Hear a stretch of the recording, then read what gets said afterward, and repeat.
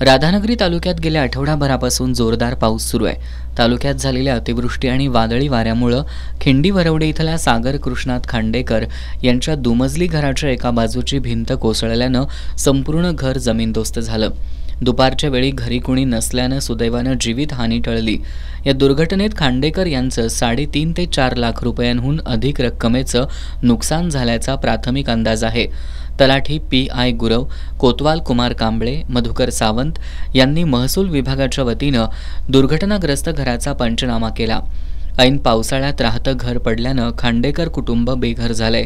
नातेवाईकांच्या घरामध्ये त्यांची तात्पुरती राहण्याची सोय केली आहे। खांडेकर यांच्या कुटुंबाला उभारी देण्यासाठी शासनाकडून घरकुल योजनेतून घर मिळावं अशी मागणी होतीये।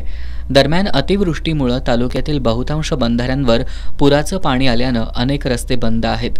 परिणामी काही गावातील दूध संकलन ठप्प झालंय। दूध संकलनाची वाहनं पर्यायी मार्गानं गोकुळ प्रकल्प आणि चिलिंग सेंटरला पाठवण्याचं काम गोकुळच्या संकलन विभागाचे अधिकारी आणि सुपरवायझर करतायत। आज सकाळी राशिवडे ते परिते बंधाऱ्याच्या दरम्यान महापुराचं पाणी रस्त्यावर आल्यानं दूध वाहतुकीच्या गाड्यांना अडथळा झाला। गोकुळचे संचालक प्राध्यापक किसनराव चौगले यांनी संकलन विभागाच्या अधिकारी आणि सुपरवायझर यांच्या समवेत त्या ठिकाणी जाऊन दूध वाहतुकीचे टेम्पो सुरक्षितपणे पुरातून मार्गस्थ करण्याचं नियोजन केलं।